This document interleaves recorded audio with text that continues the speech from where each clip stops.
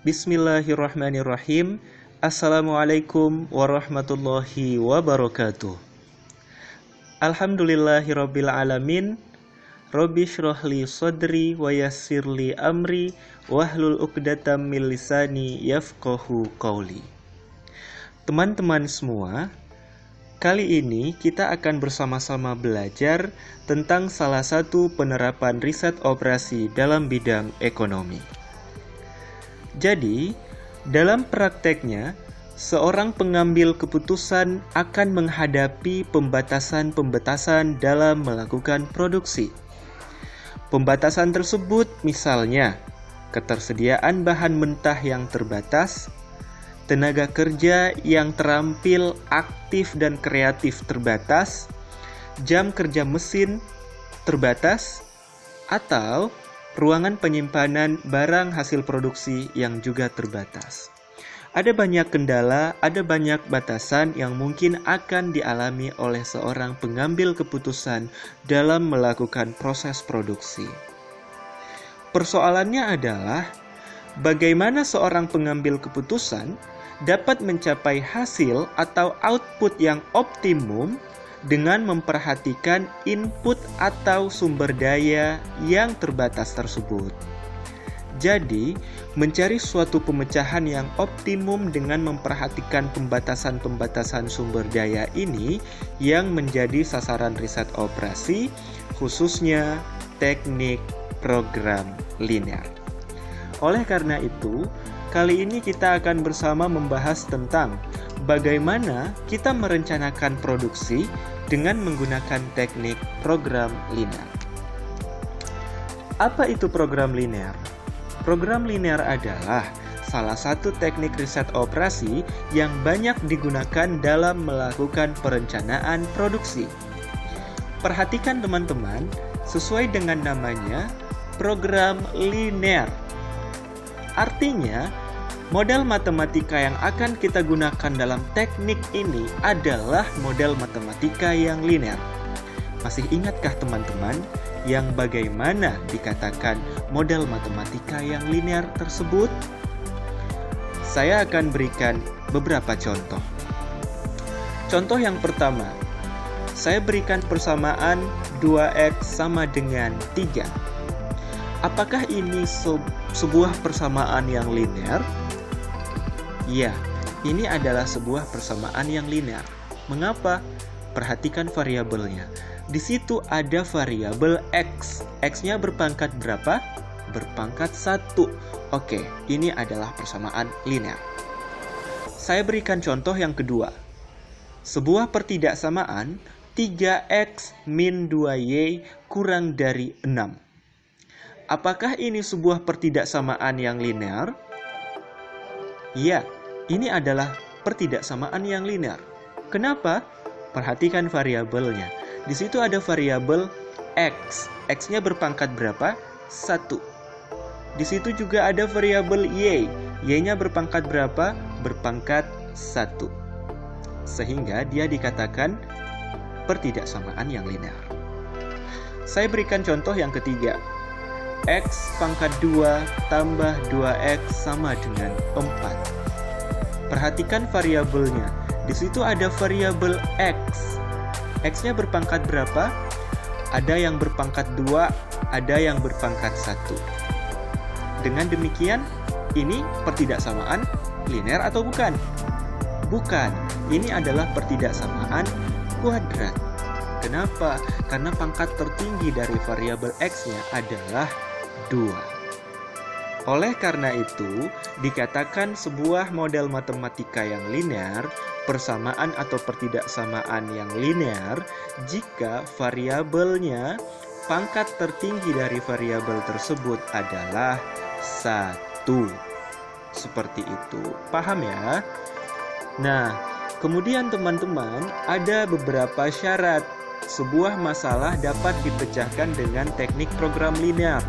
Yang pertama, tujuannya harus jelas dan fungsi tujuannya harus linear. Yang kedua, kendala atau batasannya harus linear. Yang ketiga, bersifat aditif. Yang kelima, solusinya adalah positif. Baik, selanjutnya teman-teman, dalam menyelesaikan suatu persoalan program linear, ada dua metode yang biasa kita gunakan. Yang pertama adalah metode grafik, yang kedua adalah metode simplex.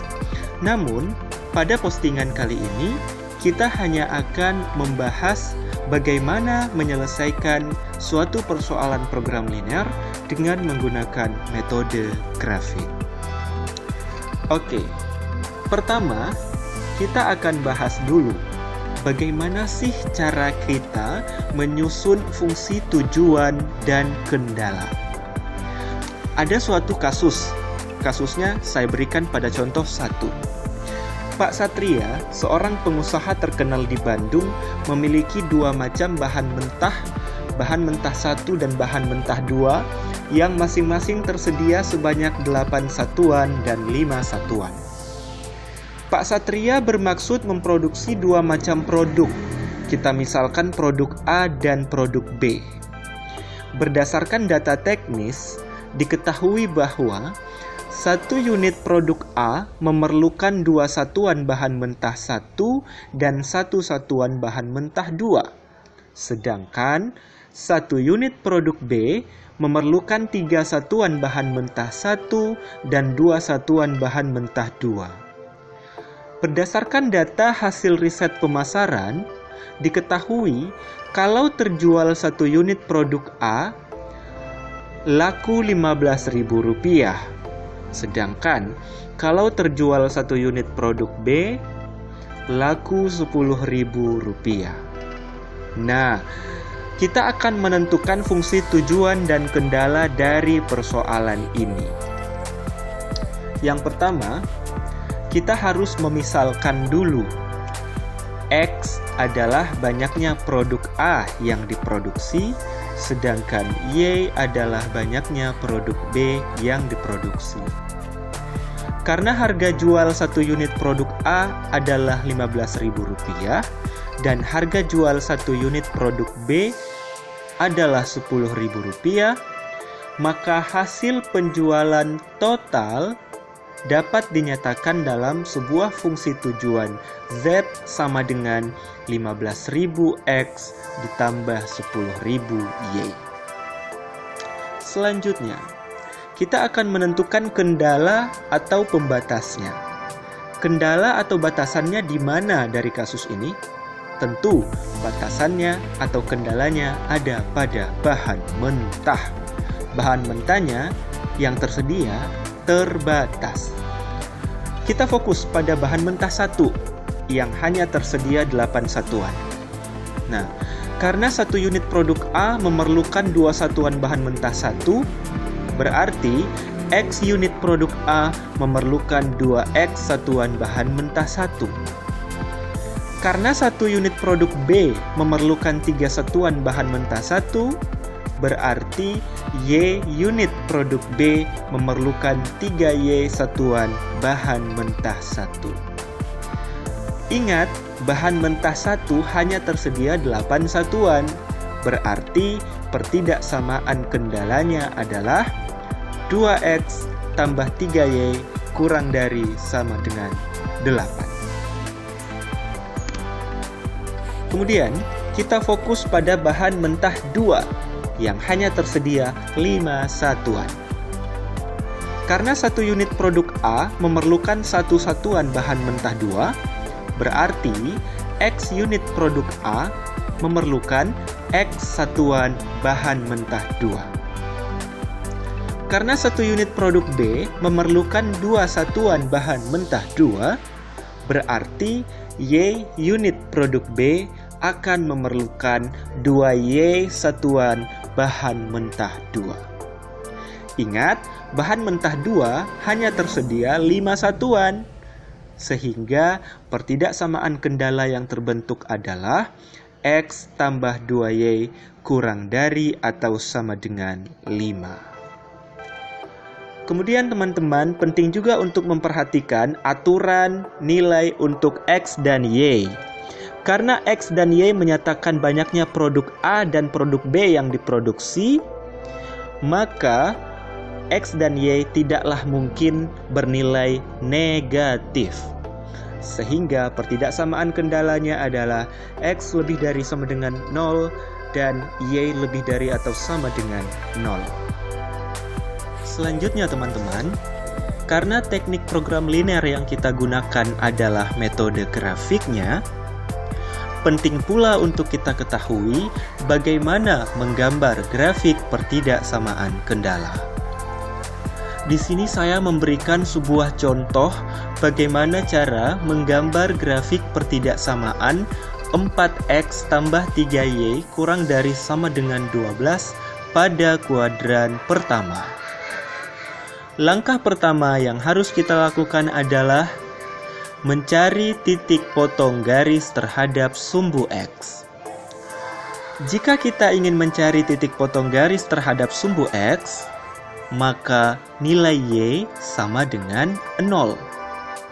Dengan menyubstitusikan nilai Y sama dengan 0 pada pertidaksamaan tersebut, kita akan peroleh X sama dengan 3. Jadi, titik potong garis terhadap sumbu X adalah 3,0. Langkah kedua, mencari titik potong garis dengan sumbu Y. Kalau kita ingin mencari titik potong garis terhadap sumbu Y, maka nilai X sama dengan 0. Dengan menyubstitusikan nilai X sama dengan 0, maka akan kita peroleh nilai Y sama dengan 4. Jadi, titik potong garis terhadap sumbu Y adalah 0,4. Langkah ketiga, menggambarkan grafik. Pertama, tentu kita membuat terlebih dahulu sumbu koordinatnya, sumbu X dan sumbu Y. Selanjutnya, titik-titik potong terhadap sumbu X dan sumbu Y yang telah kita dapatkan pada langkah pertama dan langkah kedua sebelumnya, kita posisikan pada sumbu koordinat tersebut. Titik 3,0 kita letakkan pada sumbu X dan titik 0,4 kita letakkan pada sumbu Y. Selanjutnya, kita akan menggambarkan garis 4X tambah 3Y sama dengan 12. Caranya bagaimana? Tarik garis lurus dari titik-titik yang telah kita buat tadi. Jadi, antara titik 0,4 dan titik 3,0 kita tarik garis lurus yang menghubungkan kedua titik itu. Kita peroleh sebuah garis 4X tambah 3Y sama dengan 12. Selanjutnya, karena kita akan menggambarkan grafik dari pertidaksamaan, maka nantinya kita akan mendapatkan sebuah model daerah arsiran. Daerah arsirannya yang mana? Perhatikan gambar berikut.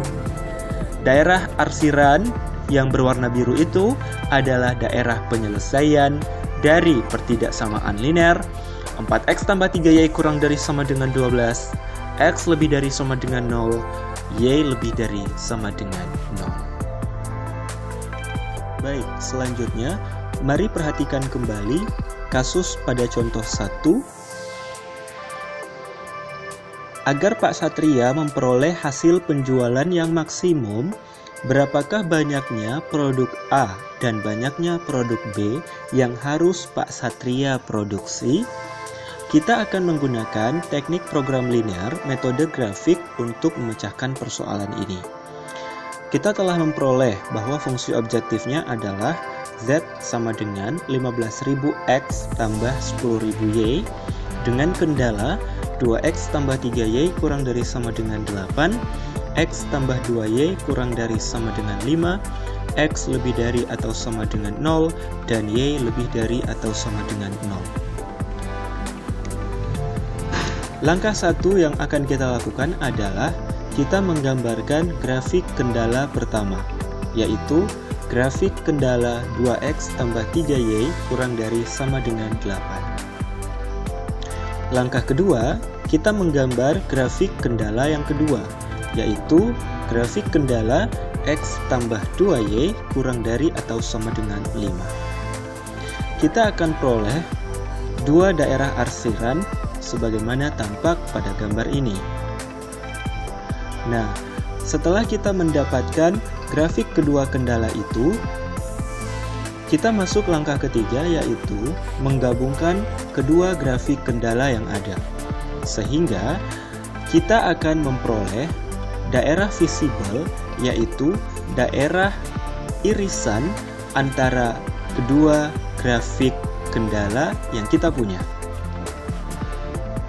Perhatikan bahwa daerah yang diarsir itu adalah daerah visible atau daerah penyelesaian. Ada beberapa titik ekstrim yang terbentuk, yaitu 4,0, 0,0, 0,5/2, dan satu titik ekstrim yang lain adalah titik potong antara garis kendala 1 dan garis kendala 2. Bagaimana cara kita memperoleh titik potong antara garis kendala 1 dan garis kendala 2?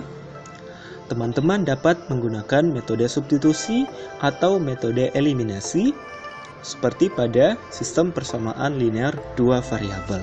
Sehingga nantinya akan teman-teman dapatkan titik potong kendala 1 dan 2, yaitu titik 1,2.